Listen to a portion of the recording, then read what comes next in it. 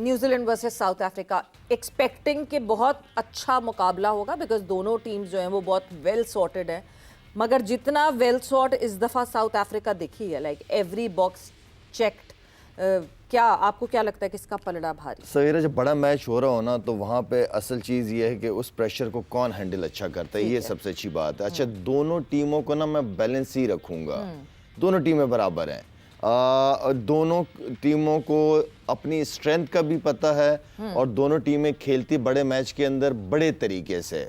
बिल्कुल। तो वो पॉजिटिव माइंडसेट जो इनका है ना, वो ये नहीं होता कि थोड़ा प्रेशर में आ जाते हैं। इनके प्लेयर्स अगर अच्छा स्टार्ट नहीं होता, बड़ी सेंसिबल क्रिकेट ओवरऑल अगर देखा जाए, थोड़ा सा यहाँ पे मैं साउथ अफ्रीका को ज़्यादा एज दूंगा। हाँ, एज दूंगा इस बात का, क्योंकि एक तो पूरा टूर्नामेंट में कोई मैच हारा नहीं है, ठीक है, और जिस तरह की क्रिकेट जो वर्ल्ड कप की अगर फाइनलिस्ट में किसी को कहूँ तो इंडिया, उनके खिलाफ जो मैच उन्होंने खेला है और जिस प्लान के तहत खेला है। अच्छा, वही चीज़ अगर मैं न्यूजीलैंड की देखूं तो न्यूजीलैंड ने जो ब्लंडर मारा है लास्ट मैच के अंदर, जो डिसीजन कप्तान की तरफ से था, वो बहुत, मतलब एक कप्तान को इस तरह का डिसीजन बहुत सोच समझ के लेना चाहिए होता है। लेकिन ये है कि इंग्लैंड के खिलाफ जो ओवर करा दिया था, 18वां ओवर करा दिया था, वही कॉस्ट कर गया था उनको। तो इस तरह के डिसीजन बड़े मैचेस के अंदर जो है ना वो बहुत ज़्यादा कॉस्ट कर जाते हैं, और यही लीडरशिप होती है कि टीम को उस सिचुएशन के अंदर 2-3 सीनियर लड़के मिलकर अगर कोई चीज़ समझ नहीं आ रही होती है तो हम मशवरे के साथ चलते हैं। और मेरे ख्याल में यहाँ पे जो है ना मुझे लग रहा है कि मैच आज मैं एंजॉय करूँगा। एंजॉय, सब ऐसे ही लग रहा है कि मैच जो है वो एंजॉय किया जाएगा, एक तगड़ा मुकाबला। वी आर एक्सपेक्टिंग कि एक अच्छा मुकाबला होगा ईडन गार्डन्स के मैदान में। तौसीफ साहब, आपको क्या लगता है कि किसका पलड़ा भारी है आज, न्यूजीलैंड वर्सेस साउथ अफ्रीका? शायद ने कहा कि जो है ना एंजॉय करें, अब एंजॉय रह गया, प्रेशर तो खत्म हो गया, क्योंकि जो प्रेशर है वो जो टीमों पे आ गया, और जो है ना बाकी हमारे जो हालात हैं वो तो सबको पता ही है। खैर जी हाँ, कुछ बातें शायद ने की, यस बिल्कुल ठीक है कि, और ये बिल्कुल सही बात है कि न्यूजीलैंड जो है पिछले मैच में बिल्कुल प्रेशर पड़ा, और वो जो है बिल्कुल ऐसा लगा मुझे कि समझ में नहीं आ रहा उनके कप्तान के करूं तो क्या है, और जो है वो घबरा गए, और उसका नतीजा आपने देख लिया। साउथ अफ्रीका यस अच्छी है अपनी जगह है, बट मैं अभी भी जो है न्यूजीलैंड को जरूर सपोर्ट क्या मतलब कहूँगा, और उसकी वजह यह है कि उनके पास ठीक है एक खराब मैच खेल गए अपनी जगह, मगर मैं न्यूजीलैंड को इसलिए कि उनके पास डेप्थ बड़ी अच्छी है, उनके पास अच्छे ऑलराउंडर भी हैं, अच्छे बॉलर्स भी हैं। सोडी को मत खिलाओ भाई, सोडी सबके बराबर कर देता है, मैंने ये देखा है। सोडी तो आधी पिचों पे बॉल फेंकता है और वो दूसरी टीम के से मिल जाता है, मैं कहता हूँ कि फिर 10 से खेल रहे होते हैं, ये ऐसा लगता है। ये तो बिल्कुल ठीक कह रहे हैं, बिल्कुल ठीक कह रहे हैं, ये बहुत पीछे बॉल करना शुरू कर देता है।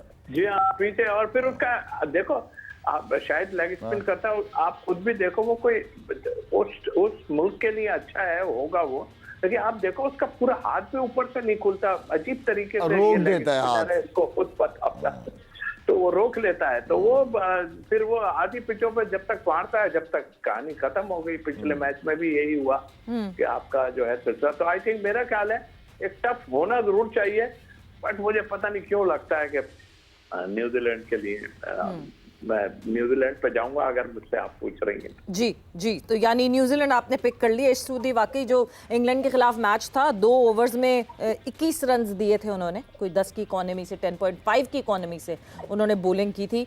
बट आप साउथ अफ्रीका चूज कर रहे हैं? मैं साउथ अफ्रीका के साथ जाऊंगा, उनकी अच्छी क्रिकेट और उनकी अच्छी कप्तानी पे मैं साउथ अफ्रीका के साथ। अच्छा, अब जरा मैं थोड़ा सा वेन्यू के पॉइंट ऑफ व्यू से भी जानना चाहती हूँ, बिकॉज आपने ईडन गार्डन्स में अच्छी खासी क्रिकेट खेली भी है, क्या किस तरह का अब, क्योंकि over the period of time IPL के बाद बहुत चेंज हो गई हैं चीज़ें, उनकी पिचेस बहुत चेंज हो गई हैं, मगर अभी भी ईडन गार्डन्स का जो एसेंस है, कोलकाता का जो एसेंस है, वो रहता है।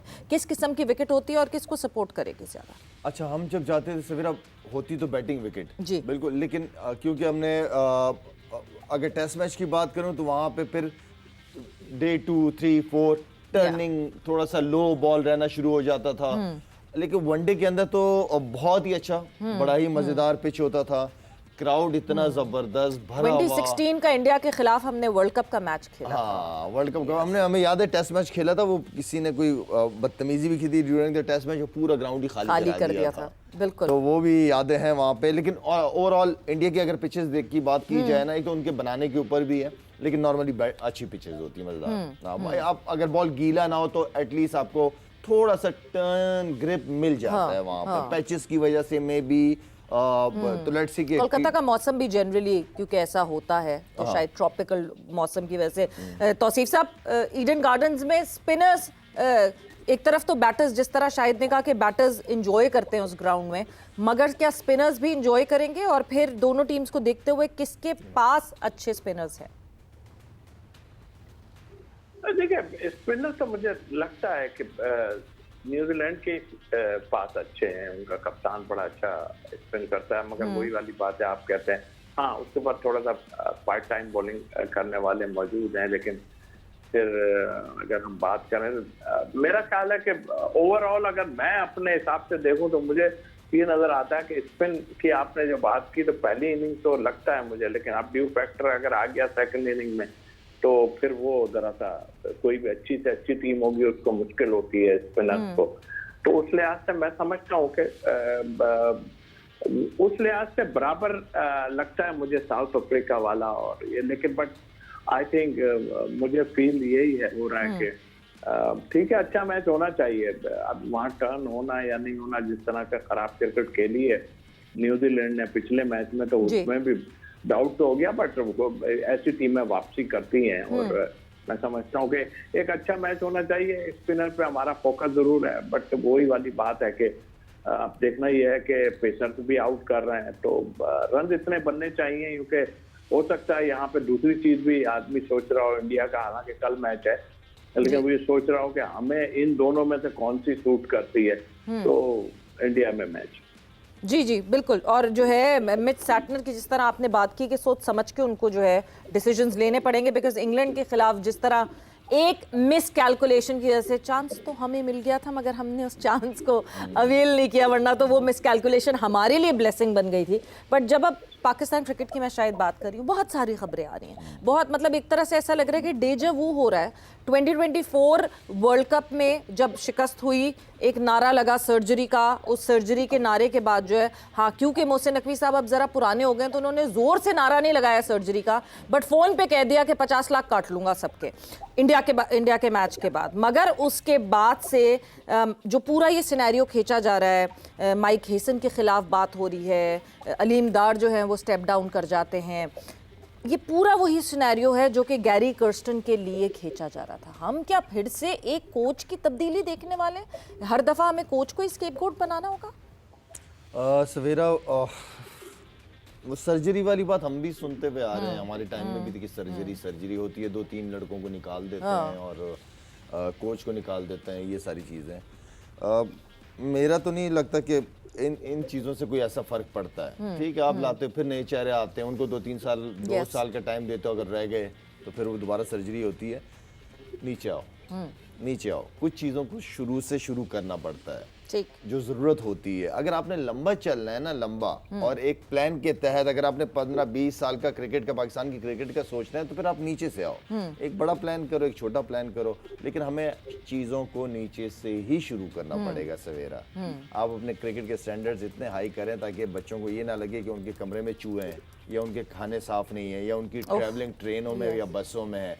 अपनी स्टैंडर्ड्स हाई करो, अपने नए अच्छे तगड़े कोचेस लेके आओ। हैं तो सही, कहाँ है ये सारे? ये अभी खैर तौसीफ भाई बैठे हैं, मैं क्या उनके मुंह पे बात करूं? ये जितने भी यूनिवर्सिटीज कहता हूं मैं इन लोगों को, इनके एक्सपीरियंस इतना ज्यादा है यार, इनको पैसे दें, इनको यूटिलाइज करें इन लोगों को, इनके एक्सपीरियंस, इनको हर चीज का पता है, क्रिकेट खेली हुई है, नाम है, इतना सारा खिदमात है पाकिस्तान के लिए। और जितने नखरे एक फॉरेन कोच को उठाते हैं, उतने जरा उसके आधे भी हमारे जरा लोकल कोच को थोड़ा सा बताऊं आपको। जैसे अब आप इन लड़कों को क्या सजा होनी चाहिए थी? ठीक है ना, 50 लाख की बात कर रहे हैं ना, इन लड़कों की सैलरीज कितनी होंगी? 60-70 लाख रुपए होंगी, एक कैटेगरी की 65 लाख होगी ना। अब इन लड़कों की कम करके 35 पे ले आओ, 30 पे ले आओ, ठीक है। जो ऊपर के पैसे थे इनके, वो नीचे वाली क्रिकेट पे लगाना शुरू कर दो, लड़कों पे लगाना शुरू कर दो। ठीक है ना। मैं दोबारा कह रहा हूँ, जैसे तौसीफ भाई, खैर इनका नाम क्या लूँ अब मैं, आपके पास सोहेल खान, तनवीर अहमद, आपके पास क्या नाम है उसका, सुहेल तनवीर हो गए, ये जितने भी क्रिकेटर्स हैं, ये सारे बेचारे टीवी पे बैठे हुए बातें कर रहे होते हैं। इनको बिठाओ नीचे यार, इनको लेके जाइए, काम करेंगे आपके लिए। मेहनती बच्चे हैं ये सारे, टीवी पे बैठे टाइम जाया कर रहे होते हैं, ठीक है ना। अच्छा, बैठा हुआ तो मैं भी हूँ, लेकिन मुझे कुछ नहीं चाहिए। लेकिन इन लोगों को, इन्होंने फर्स्ट क्लास क्रिकेट खेली है, पाकिस्तान से थोड़ा बहुत खेले हुए ये लोग, इन लोगों को नीचे यूटिलाइज करना चाहिए। लोग हैं, मेहनती हैं। कामरान अकमल है, मैं समझता हूँ कि कामरान अकमल को इनको लेके आए थे सिलेक्शन कमेटी में, बिल्कुल महीने बाद वो लड़का गायब था। बिल्कुल। तो ये जितने जो अभी क्रिकेट खेल के रिटायर कामरान हुए would have been a better coach, coaching की साइड पे आते तो वो it would have been better. हाँ बिल्कुल, आना तो वही चाहिए था, टीवी पे बैठने के बजाय इन लोगों को वहां पे आना चाहिए था। और क्रिकेट बोर्ड इनसे बात करे सर, कितनी देर। असल चीज ये है ना, क्रिकेट बोर्ड की रिक्वायरमेंट, ये बच्चे हैं ना, ये बच्चे खुद तो नहीं जाएंगे ना नौकरी के लिए कि हमें जी नौकरी दे दें। जाहिर सी बात है, ये बेचारे अभी क्रिकेट खेल के फारिग हो, इनको टीवी पे बैठने के बजाय टीवी पे बैठे हुए बातें कर रहे होते, सारा कुछ ठीक है अपनी जगह, लेकिन इन लोगों को यूटिलाइज करना चाहिए। क्रिकेट बोर्ड का काम है, क्या तुम क्या टीवी पे बैठे हो, आ जाओ, इन्हीं बातों को ग्राउंड में लेके जाओ, बच्चों को सिखाओ। बिल्कुल जी, क्रिकेट बोर्ड को इस बात पे बिल्कुल ध्यान देना चाहिए। और जिस तरह अभी ये मैं इसलिए कह रही हूँ बिकॉज वो अभी रिसेंटली रिटायर हुए, आसपास करीब रिटायर हुए हुए प्लेयर्स हैं, उनका एक तो बॉन्ड बेहतर होगा इन अपकमिंग प्लेयर्स से, दूसरा मॉडर्न डे क्रिकेट से करीब होंगे। एक खबर अभी आई है और वो खबर जो है सोर्सेज से जरूर है कि सरफराज अहमद के लिए कुछ सोचा जा रहा है। क्या सोचा जा रहा है?